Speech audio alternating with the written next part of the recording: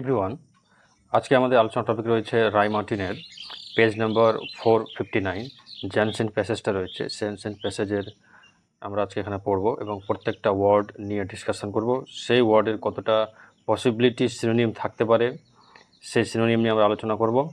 এই সিনোনিম নিয়ে আলোচনা করার উদ্দেশ্য হচ্ছে যে পরবর্তী তোমাদের যে সমস্ত আনসিন তোমরা পড়বে বা পরীক্ষাতে যে আনসিন আসবে সেই আনসিনটা খুব সুন্দর করে তোমরা ডিকোড করতে পারো, ওর মিনিংটা সুন্দর করে তোমরা বের করতে পারো এবং সহজেই যে 8 নম্বর দেওয়া আছে সেই 8-এ 8 তোমরা পেতে পারো। এটা খুব ভাইটাল জিনিস, ঠিক আছে? একদম ম্যাথের মতো নম্বর। একটু জানা থাকলে কী হয়ে যাবে, 8-এর মধ্যে 8, আর যে 8-এর মধ্যে 8 পাবে অটোমেটিকলি তার নম্বর 95+ হয়ে যাবে, ঠিক আছে? তো সেই অ্যানসিয়েন্ট প্যাসেজটা আমি কী করেছি যে এডিট করেছি এবং প্রত্যেকটা লাইনের আমি মানে দিয়ে দিয়েছি যে তোমাদের পড়তে এবং বুঝতে খুব সুবিধা হয়। আর এখানে তো আমরা প্রত্যেকটা ওয়ার্ড বাই ওয়ার্ড আমরা আলোচনা তো করছি, ঠিক আছে? চলো, আমাদের আজকে যে অ্যানসিয়েন্টটা রয়েছে সেই অ্যানসিয়েন্টটা রয়েছে এজেন্সিস ফ্রান্স প্রেস থেকে পাবলিশ করা হয়েছে, লন্ডন, 14ই মার্চ। কার সম্পর্কে দেখো, স্টিফেন হকিংস, আমার নাম শুনেছি, খুব বিখ্যাত modern scientist. Who has died, যিনি কেবলমাত্র মারা গেলেন, এজ তার বয়স ছিল 76, ওয়াজ ছিলেন ব্রিটেন মানে লন্ডনের কথা বলছি, যে ব্রিটেনের মোস্ট ফেমাস বিখ্যাত আর কি মডার্ন ডে, সেই কলিযুগ বলতে পারি, সায়েন্টিস্ট, এ জেনিয়াস, ঠিক আছে? মেরিটোরিয়াস বলতে পারি, জেনিয়াস মানে মেরিটোরিয়াস। হু ডেডিকেটেড, যিনি নিজের লাইফটাকে ডেডিকেটেড করেছিলেন। ডেডিকেটেড মানে বলতে পারো এখানে একটা ওয়ার্ড আর লিখতে পারি আমরা, যে ডিভোটেড টু এ পারপাস, কোনো জিনিসের জন্য নিজের জীবনকে নিবেদিত করা, ঠিক আছে? হিজ লাইফ, তার জীবনকে নিবেদিত করেছিলেন টু আনলকিং। এখানে আনলক বলতে আমরা মোবাইল লক আনলক যেটা বিষয়টা তো আছেই, কিন্তু এখানে আনলকিং বলতে রিভিলিংয়ের কথা বলছি। রিভিলিং উন্মোচন, কি? দ্য সিক্রেট, গোপন। কিসের গোপন? দ্য ইউনিভার্স, এই মহাবিশ্বের গোপনকে রিভিল করার জন্য তিনি নিজের জীবনকে ডেডিকেট করেছিলেন। উনি সদ্যমাত্র 76 বছর বয়সে মারা গেলেন। তারপরে বর্ন 8 জানুয়ারি, জন্মগ্রহণ করেছিলেন 8ই জানুয়ারি 1942। বলছে 300 years to the day after, 300 বছর পরে কার? The death of the father of modern science, ঠিক আছে? যাকে মডার্ন সায়েন্সের আধুনিক বিজ্ঞানের জনক গ্যালিলিও গ্যালি বলা হতো, তার মৃত্যুর 300 বছর পরের দিন কার জন্ম হয়েছে? স্টিফেন হকিংসের। হি বিলিভড, তিনি বিশ্বাস করতেন, science was his destiny, science হচ্ছে তার ডেস্টিনি। ডেস্টিনি মানে ভাগ্য। ভাগ্য আরেকটা ইংরেজি কী হতে পারে? ফেট। আরেকটা ইংরেজি কী হতে পারে? ফরচুন। আরেকটা ইংরেজি কী হতে পারে? দেখো, ডুম। সব মানে কি? ভাগ্য। বাট কিন্তু ফেট অলসো, এই ভাগ্যটা ডিল্ট হকিং এ ক্রুয়েল হ্যান্ড, ঠিক আছে? যে এই ডিল্ট মানে কি, তার সঙ্গে মানে বলতে পারি আর কি আচরণ, বিহেভড। হকিংয়ের সঙ্গে কেমন আচরণ করেছিল? ক্রুয়েল হ্যান্ড, ঠিক আছে? খুব নিষ্ঠুর আচরণ, ঠিক আছে? খুব নিষ্ঠুর আচরণ করেছিল। কীরকম? আমরা জানি তার একটা খুব মারাত্মক রোগ ছিল। মোস্ট অফ হিজ লাইফ, তার জীবনের বেশিরভাগ অংশ ওয়াজ স্পেন্ট, কেটেছিল ইন এ হুইল চেয়ার, ঠিক আছে? একটা হুইল চেয়ারে আর কি, যে চাকাওয়ালা চেয়ার যেটা আমরা বলি। ক্রিপার মানে ধরো যে খুঁড়িয়া, মানে আনএবল টু ওয়াক, আমরা বলতে পারি আনএবল টু ওয়াক, হাঁটতে অক্ষম, ঠিক আছে? বাই কিস একটা রোগের নাম আছে, ALS। এই রোগটা স্টিফেন হকিংসকে হয়েছিল। তো এই রোগটার অ্যাকচুয়ালি পুরো নাম হচ্ছে amyotrophic lateral cell sclerosis, a form of motor neuron disease. আমাদের যে নিউরন সিস্টেম যেটা রয়েছে সেই নিউরন সিস্টেমের একটা ডিজিজ, যেটা কী করে, যেটা অ্যাটাক করে, আক্রমণ করে কাকে? নার্ভাস সিস্টেমকে। এবং কন্ট্রোলিং ভলেন্টারি মুভমেন্ট, আমাদের যেটা নার্ভাস সিস্টেমের মাধ্যমে কী হয়? মুভমেন্ট, আমাদের শরীরে মুভমেন্ট, ঠিক আছে? দুরকম হয়, ভলেন্টারি ঐচ্ছিক আর ইনভলেন্টারি, ঠিক আছে? যেটা অনৈচ্ছিক। তো যেটা ভলেন্টারি মুভমেন্টকে যেটা কন্ট্রোল করে, সেই নার্ভাস সিস্টেমকে অ্যাটাক করেছিল কোন রোগটা? ALS, এই রোগটা আর কি, ঠিক আছে? রিমার্কেবলি মানে একদম খুব আশ্চর্যভাবে হকিং ডিফাইড। এই ডিফাইড মানে কি বলো তো? ডিফাইড মানে কোনো জিনিসকে না মানা, ঠিক আছে? আমরা বলতে পারি ডিসঅবেড, আমরা বলতে পারি রিজেক্টেড, আমরা বলতে পারি ডিক্লাইন্ড, ঠিক আছে। তো তিনি মানতে অস্বীকার করেছিলেন। প্রেডিকশন মানে এর আগে আলোচনা করেছিলাম, ফর টেল আগে থেকে কিছু বলা, ফর সি আগে থেকে কিছু দেখা, ঠিক আছে। তাহলে এনভিসেজ কিছু অনুমান করা, তার সঙ্গে একটা ওয়ার্ড আর বলেছিলাম অ্যান্টিসিপেট, তাই না, অ্যান্টিসিপেট মানে আগে থেকে কিছু অনুমান করা। That he would only live, তিনি বাঁচবেন ফর এ ফিউ ইয়ার্স, মাত্র কেবল কয়েক বছর তিনি বাঁচবেন। এটা হয়তো তাকে ছোটোবেলাতে তার ডক্টর, ফ্যামিলি ডক্টর তাকে বলেছিলেন যে রোগে আক্রান্ত হয়েছে এই রোগের আক্রান্ত রোগী বেশি দিন সাধারণত বাঁচে না, কিন্তু এটা মানতে অস্বীকার করে দিয়েছিলেন কে? Stephen Hawking. ওভারকামিং মানে হচ্ছে কোনো জিনিসকে জয় করে নেওয়া, অ্যাটেন করে নেওয়া, অ্যাচিভ করে নেওয়া, ঠিক আছে। ওভারকামিং জয় করেছিল অবশ্য। ইটস ডেবিলিটেটিং মানে কোনো জিনিসকে কী বলতো দিনের পর দিন খারাপ করে দেওয়া, উইকেন। আমরা এখান থেকে একটা ওয়ার্ড মনে রাখবো, ডেবিলিটেট, খুব ইম্পর্টেন্ট ওয়ার্ড। এটা হচ্ছে তোমার উইকেন, কোনো জিনিসকে দুর্বল করে দেওয়া, কোনো জিনিসকে ডিডেন, কোনো জিনিসকে দুর্বল করে দেওয়া। কি তার প্রভাব, এই রোগের প্রভাব। ওয়ান হিজ মোবিলিটি, আচ্ছা মোবিলিটিটা নাউন হচ্ছে, এর ভার্ব কি জানো? মোবাইল। এই মোবাইল মানে হচ্ছে চলমান, এক জায়গা থেকে অন্য জায়গা যেতে পারি। তো এই যে মোবাইল ফোন আমরা ইউজ করছি না, তো ফোন মানে কি? এমনি দূরভাষ, আর ওই ফোনটাকে নিয়ে আমরা এক জায়গা থেকে অন্য জায়গায় যেতে পারি বলে ওটা না মোবাইল ফোন। তো তার যে মোবিলিটি, চলাফেরার যে ক্ষমতা, সেটার উপর প্রভাব ফেলেছিল। অ্যান্ড স্পিচ, কথা বলার উপরে। দ্যাট লেফট হিম, যাকে পরিণত করেছিল প্যারালাইজড, ঠিক আছে, প্যারালাইজডে পরিণত করেছিল। অ্যান্ড অ্যাবল টু কমিউনিকেট, এবং শুধুমাত্র কথা বলতে পারতো কি মাধ্যমে? Only via a computer speech synthesiser, কম্পিউটারের মাধ্যমে শুধুমাত্র তিনি কথা বলতে পারতেন, ঠিক আছে। একটা বিজ্ঞানী নাম মনে পড়ছে না, সে আবিষ্কার করেছিল স্পেশালি স্টিফেন হকিংসের জন্য, যাতে করে তার ব্রেনের সিগন্যাল ক্যাচ করে সেটা কম্পিউটার ডিসপ্লেতে দেখাতে পারে আর কি, ঠিক আছে। আচ্ছা, আমাদের কাছে পরবর্তী রয়েছে পেজ আই এম কোয়াইট। এই যে কোয়াইটটা দুরকম মানে, কোয়াইট যদি ইটা টি এর আর থাকে তাহলে এর মানে হচ্ছে শান্ত, কাম, ঠিক আছে, কাম শান্ত থাকা। আর QUITE, টিটা এই পারে, তার মানে হচ্ছে এক্স্যাক্ট, একেবারে, ঠিক আছে। I am quite often asked, আমাকে জিজ্ঞেস করা হয় মাঝে মাঝে যে হাউ ডু ইউ ফিল, তুমি কেমন অনুভব করো অ্যাবাউট হ্যাভিং ALS, এই ALS যে রোগটা আছে তোমার কাছে, তো মানে আপনার কাছে, তা আপনি এটা নিয়ে কেমন অনুভব করছেন? হি ওয়ান্স রোড, তিনি একবার লিখেছিলেন, বলেছিলেন, the answer is not a lot, ঠিক আছে, বেশি কিছু বলার নাই। আই ট্রাই টু লিড, আমি চেষ্টা করি, অ্যাজ এ নর্মাল লাইফ, আমি আমার নর্মাল লাইফ লিড করা, ঠিক আছে, আমি নর্মাল লাইফকে লিড করার চেষ্টা করি, এ লাইফ, নর্মাল লাইফ, ঠিক আছে, অ্যাজ পসিবল, যতটা সম্ভব, and not think about my condition, এবং আমি আমার কন্ডিশন নিয়ে ভাবছি না, ঠিক আছে, আমি অন্য কিছু নিয়ে ভাবছি। অর রিগ্রেট, আমি রিগ্রেটও ফিল হয় না, ঠিক আছে, অনুশোচনা। এটা একটা ওয়ার্ড মনে রাখবো, রিপেন্টেন্ট, আর ওয়ার্ড মনে রাখতে পারি রিমোর্স, ঠিক আছে, আরেকটা মনে রাখতে পারি রুইফুল। এগুলো সব ওয়ার্ড মানে হচ্ছে কি নিজে থেকে অনুশোচনা বোধ করা, গিল্টি, ঠিক আছে, নিজে থেকে গিল্ট ভাবা আর কি। তো দ্য থিংস ইট প্রিভেন্ট, যেটা বাধা দিচ্ছে আমাকে, প্রিভেন্ট অবস্ট্যাকল, ঠিক আছে, এটা আমাকে বাধা দেয়।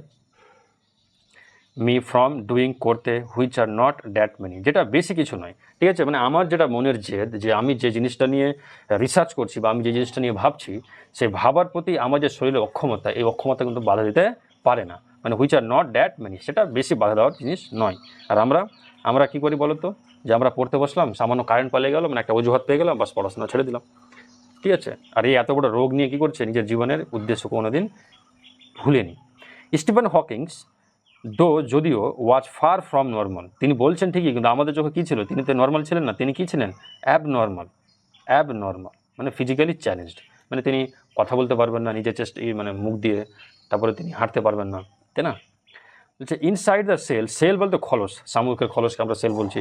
বলছে এখানে বলছে যে সেলের ভিতরে, এখানে বডির কথা বলা হচ্ছে, মনে হচ্ছে যে তার একটা বডি যেখানে কোনো কিছু কাজ করছে না, তার ভেতরে একটা কি প্রাণ বেঁচে আছে। ইনক্রেজিংলি ইউজলেস বডি, ঠিক আছে, হিজ ইনক্রেজিংলি কেন বলা হয়েছে, মানে দিন দিন ওটাকে ডিটোরিয়েট হচ্ছে, মানে দিন দিন খারাপ হচ্ছে, তার বডিটা দিন দিন খারাপ হচ্ছে বলে এখানে বলা হয়েছে ইনক্রেজিংলি ইউজলেস বডি, দিন দিন যত এগোচ্ছে মনে হচ্ছে বডিটা আর ইউজলেস হচ্ছে। ওয়াজ এ রেজার শার্প, রেজর মানে আমরা ব্লেড টাইপের বলি না, ব্লেড, শার্প মানে প্রচুর তীক্ষ্ণ, তাই না। অ্যাকুইট মানে আমরা শার্প বলবো, ঠিক আছে, অ্যাকুইট, ACUT, বাই সেভিয়ার মানে আমরা শার্প বলতে পারি। একদম তার এই যে ইউজলেস বডি আমরা যে দেখছি, এই ইউজলেস বডির মধ্যে কী আছে, একটা তীক্ষ্ণ ব্রেন মনে হয় শায়িত অবস্থায় রয়েছে। ফ্যাসিনেটেড মানে হচ্ছে আকর্ষিত হওয়া, ঠিক আছে, ইন্টারেস্টেড বলতে পারি। আচ্ছা, তার সঙ্গে আমরা বলতে পারি অ্যালিওড, আমরা বলতে পারি মেসমেরাইজড, ঠিক আছে, তারপরে আমরা বলতে পারি ক্যাপটিভেটেড, তাই না, কার প্রতি প্রচুর আকৃষ্ট হয়ে যাওয়া। তিনি কার দ্বারা আকৃষ্ট হতেন? By the nature of the universe, এই মহাবিশ্বের যে প্রকৃতির প্রতি তিনি কী হতেন?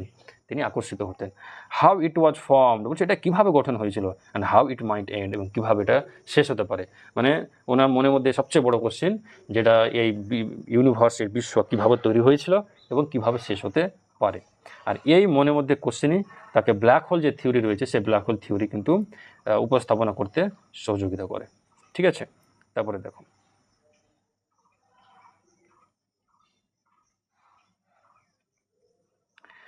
মাচ অফ দ্যাট ওয়ার্ক, বেশিরভাগ যেটা কাজ সেন্টার্ড ঘিরে রয়েছে ওয়ান ব্রিঙ্গিং, আনতে টুগেদার, একই সঙ্গে রিলেটিভিটি, আপেক্ষিকতা যেটা আমরা বলি। এই আপেক্ষিকতার জনক তো আমরা আইনস্টাইনকে বলি, তাই না, আইনস্টাইনকে বলি। তো এখানে বলছে ইনার বইগুলো কাজ ছিল the nature of speech, space বলছে মহাবিশ্ব, অ্যান্ড টাইম এই সময়, এই প্রকৃতি, এই নেচার বলতে কিসের প্রকৃতি?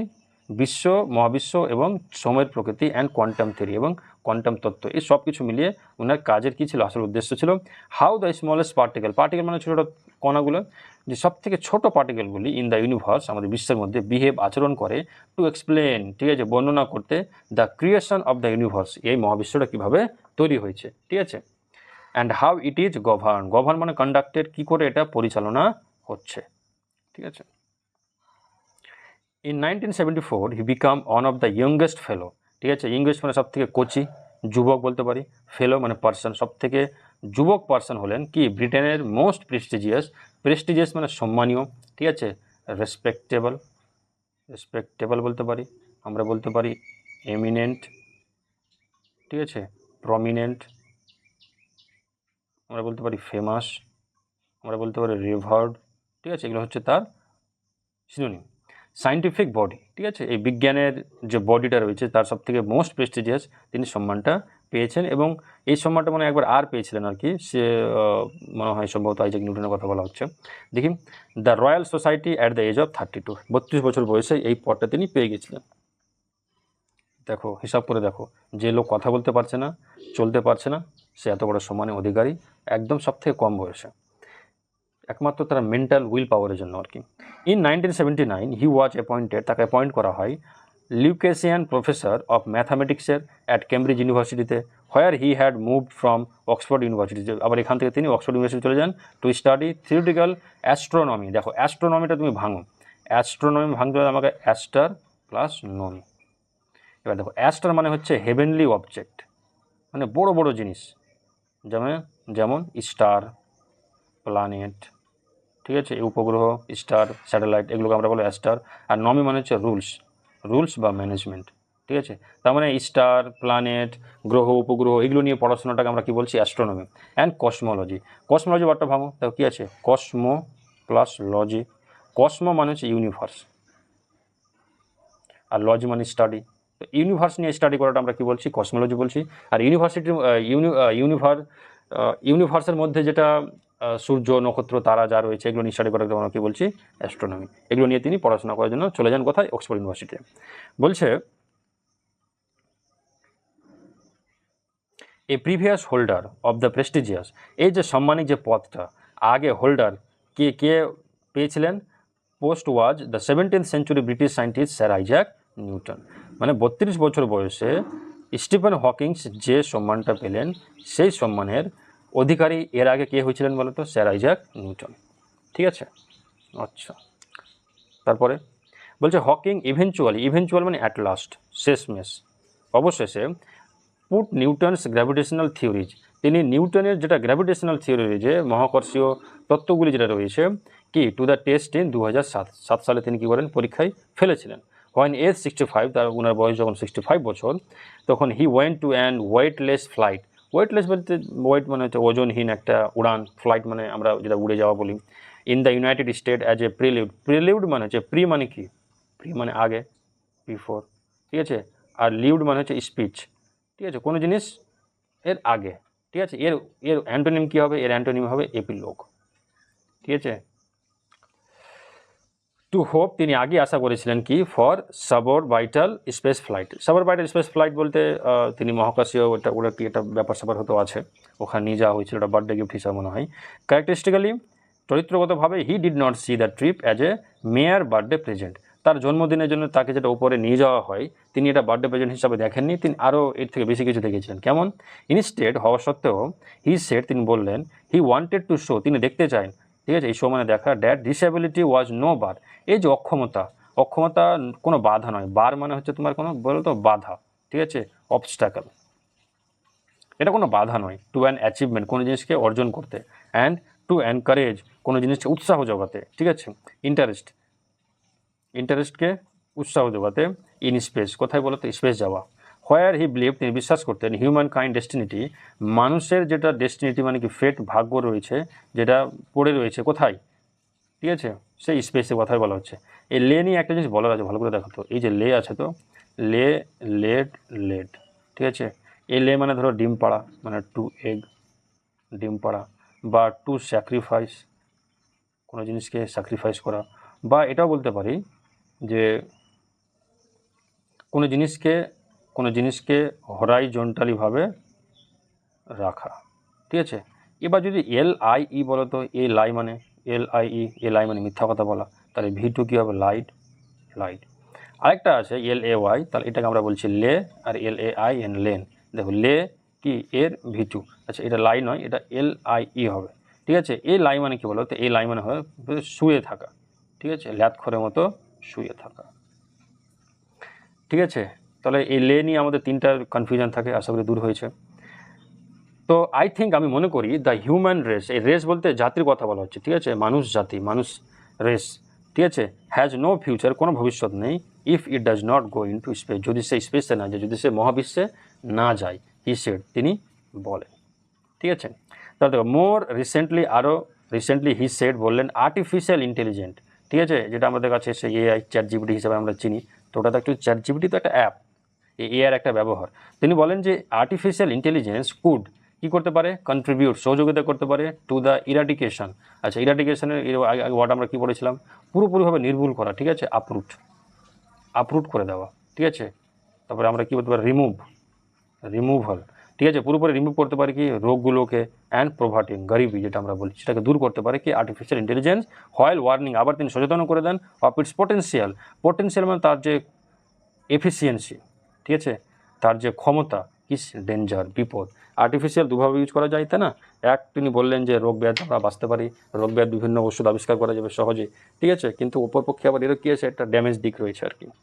ইন শর্ট তিনি শর্টকাটে বলেন সাকসেস ইন ক্রিয়েটিং AI, ঠিক আছে, যেটা আমাদের সাফল্য রয়েছে কি AI তৈরিতে, could be the biggest event, এটা সবথেকে বড় একটা ঘটনার মধ্যে হতে পারে মানুষের ইতিহাসের, ঠিক আছে, অফ আওয়ার সিভিলাইজেশন আমাদের সভ্যতার, ঠিক আছে, বর্তমান সভ্যতার সবথেকে বড় অ্যাচিভমেন্ট হচ্ছে কি আমাদের AI, ঠিক আছে, আর্টিফিশিয়াল এটা নিয়ে AI আমাদের কাছে সাধারণত কখন আসলো 2022-23 সালের দিকে, 23 সালে সম্ভবত, যেটা ChatGPT বাজারে যখন আসলো তখন আমরা AI সম্পর্কে জানতে পারলাম, কিন্তু এটা নিয়ে আগে স্টিফেন হকিংস কিন্তু প্রেডিক্ট করে চলে গেছেন, ঠিক আছে। এই ছিল আমাদের টপিক, আর প্রত্যেকটা আনসিন টপিকের শেষে আমরা প্রত্যেকটা ইম্পর্টেন্ট ওয়ার্ডগুলো নিয়ে এসেছি যাতে তোমরা এই ওয়ার্ডগুলোর মানে ভালো করে পড়ো, এবং এই ওয়ার্ডের পসিবল আরও কী কী ওয়ার্ড হতে পারে এগুলো ওয়ার্ডগুলো তোমরা স্টক করো, ঠিক আছে, ভালো করে পড়ো, মনে রাখো। মোটামুটি প্রায় 5-7টা 10টা আনসিন ঠিকঠাক পড়লেই কী হয় বলো তো পরবর্তী আনসিনকে তুমি অটোমেটিকলি ভালো করে পড়তে পারবে। তারপরে আমাদের কাছে যেটা রয়েছে আরও বেশ কয়েকটা ওয়ার্ড আছে, খুব সুন্দর ধ্যান দিয়ে পড়ো, এই পিডিএফটা তোমরা পেয়ে যাবে, উপরে দেওয়া নম্বরে অবশ্যই যোগাযোগ করো। তারপরে দেখো এখানে আমাদের অ্যান্সার করে রেখেছি, তারপরে ট্রু ফলসের অ্যান্সার, সব কিছুর অ্যান্সার আমরা এখানে করে রেখেছি একদম টু দ্য পয়েন্ট হিসাবে, ঠিক আছে। তো তোমরা এই পিডিএফটা অবশ্যই নেওয়ার চেষ্টা করো, আর যদি তোমাদের কোনো কোয়ারি থাকে তাহলে অবশ্যই আমাকে জানাও, তোমাদের সমস্ত কোয়ারি অবশ্যই আমি পূর্ণ করার চেষ্টা করব।